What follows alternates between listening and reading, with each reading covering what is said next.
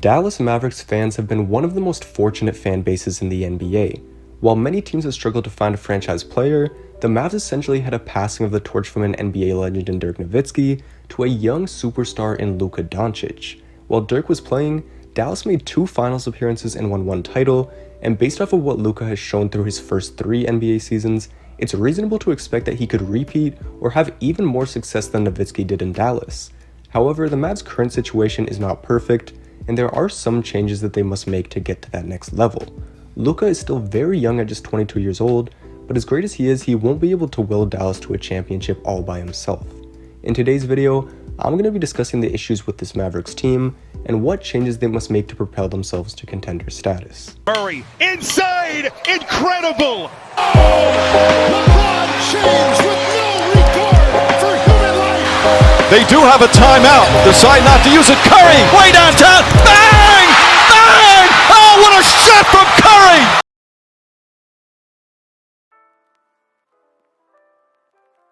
Before I talk about the problems with Dallas, I want to shed light on the positive things they have going for them. Obviously, the first person that comes to mind when you think of this team is Luka Doncic, and that's for good reason. Luka is an extremely talented scorer, but what makes him so exciting is his passing ability. Whether it's making a pass in the pick and roll or throwing a skip pass to an open shooter, Luka is one of the best at finding the open man, and I think that free agents will see that. When you also consider that Dallas is a big city in a state that has no state income tax, the Mavericks begin to flex the credentials of a team that could attract a big name free agent. On top of that, the Mavs have a nice collection of role players around Luka. Sure, they may not have a reliable co-star next to Luka yet, but role players like Tim Hardaway Jr., Jalen Brunson, and Maxi Kleber are the types of players that any team with championship aspirations needs.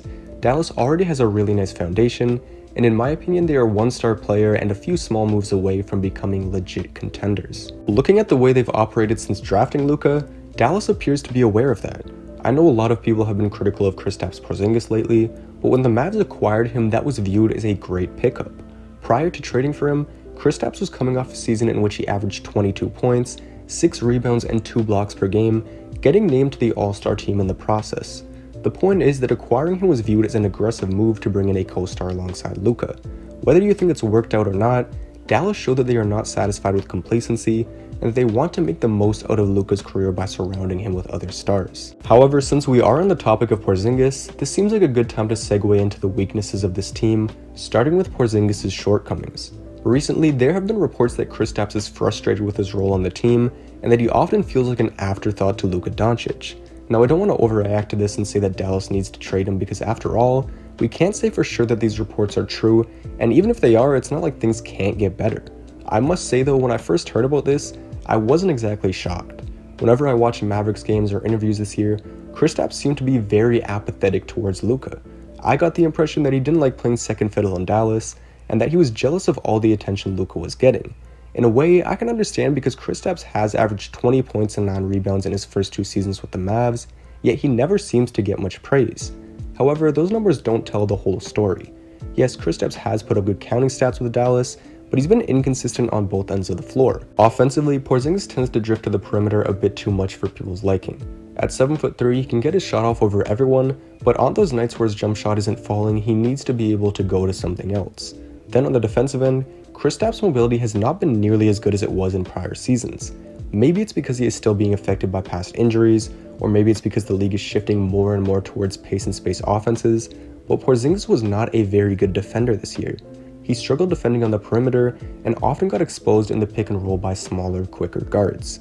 Even at his best, Porzingis is not on the same level as Luka. At full health, Kristaps has the potential to be a top 20 player in the league, whereas Luka is arguably a top 5 player right now. So if these reports are in fact true and Kristaps is being problematic, then I think Dallas has no other choice but to hold on to him and hope that they can fix this. Think about it like this. Any team that Porzingis could hypothetically get traded to will probably not use him as a first option.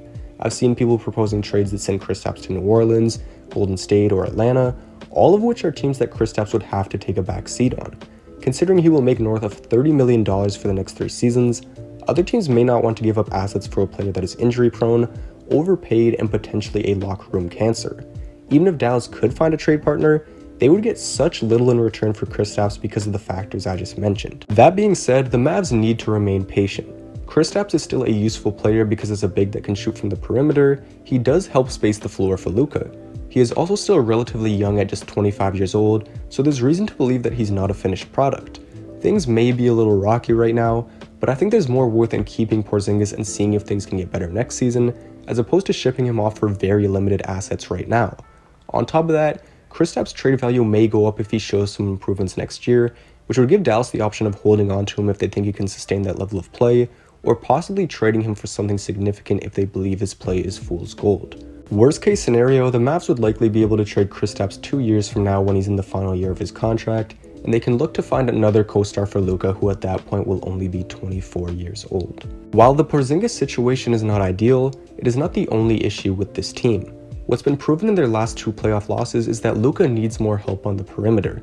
Even if Kristaps were playing like an all-star, as a big he can only take so much pressure off of him. What the Mavs need are more perimeter players that can initiate the offense and allow Luka to play off the ball more often than he does. This will allow Luka to save more energy for the second half of big playoff games and will get him better 3-point looks as well. Many of Luka's 3-point attempts come in the form of step back or off the dribble threes, which are very difficult shots to make. To his credit, he knocked down 35% of his threes this year, which is around league average, but I'm confident that that percentage would creep up to the high 30s or low 40s if he had teammates that could set him up for some more catch and shoot threes each game. Besides Luka, Jalen Brunson is the only other reliable playmaker on this team, and that's problematic because if you watch Dallas this year, you could see that Luka and Brunson meshed well together. Unfortunately, Doncic and Brunson's minutes could not be completely synchronized because with both of them out of the game, their next best option at point guard was Trey Burke, who in my opinion is more of a 2-guard. Adding more players that can act as secondary playmakers like Brunson would be great, as would make the Mavs offense much more efficient overall. Because they'll probably look to re-sign Tim Hardaway Jr. this offseason, it would be difficult for Dallas to pursue a more expensive playmaking guard like Lonzo Ball in free agency, but they may be able to afford cheaper options such as TJ McConnell or Raul Neto. The Mavericks should also try to sign shooters like Otto Porter, Tony Snell, or Doug McDermott, because while this team is not bad from the 3-point line, they aren't exactly elite either. The last thing that I want to talk about in this video is the Mavericks coaching situation. Rick Carlisle has been the head coach of this team since 2008, and it makes sense why he's been around for so long. In just his 3rd year as head coach, Carlisle helped the Mavericks win their first championship in franchise history. He's led Dallas to the playoffs in 9 out of the last 13 seasons, and he's won 53.7% of his games coaching this team, despite them going through a rebuilding phase as Dirk began to decline. On the other hand, the Mavs have only made it out of the first round twice under Carlisle, and the only time they made it past the second round was when they won the championship. When Dallas won it all, they went 16-5 during the playoffs, but besides that run, they've gone 17-33 in the postseason with Carlisle as head coach. A lot of people have also pointed to the fact that Dallas' offense was not as good this year as it was last year. During the 2020 season, Stephen Silas was an assistant coach with the Mavericks, and he served as the offensive coordinator of this team. That year, the Mavericks had the most efficient offensive season in NBA history. However, they took a step back this year with Silas out of the picture. In a year where offenses were historically efficient, the Mavericks' regression is at least a little concerning. Do I think that Rick Carlisle is a bad coach? No, but I do think he is a little bit overrated, and as we saw with Portland, sometimes teams can be a little too loyal to their head coach. I think Dallas should try to improve their roster and see how next season goes before they make a decision on Carlisle. I know the West is a tough conference, but if the Mavs are a first-round exit once again, then it may be a good idea for Dallas to look for a new head coach. When a team gets eliminated early on in the playoffs, or when there's a highly paid player that is not living up to expectations, the first thought that comes to our head is that changes need to be made. However, the Mavs have a nice foundation as I mentioned, so this summer they should be focused on adding some nice rotation pieces that fit well next to Luka.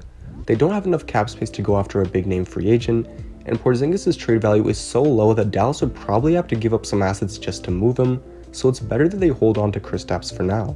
As each year passes, Porzingis' contract will be easier to move, so if his fit in Dallas isn't getting any better over the next season or two, the Mavs could move him to free up cap space. As I said earlier in the video, Luka is a young superstar in a big city with no state income tax, so Dallas could be an attractive destination for star free agents. If you're a Dallas Mavericks fan, you should not be worried. You have the best young player in the league, a nice collection of role players, and your biggest issue is that Porzingis is a 20-point per game scorer instead of a 25-point per game scorer. Luka is only 22 years old, and the Mavs will have plenty of time to either develop Porzingis into the perfect second option next to Luka, or bring in a better co-star in free agency or via trade. That's going to be all for today's video. Let me know down in the comments below what you think the Mavs should do going forward, and with all of that being said, I'm out.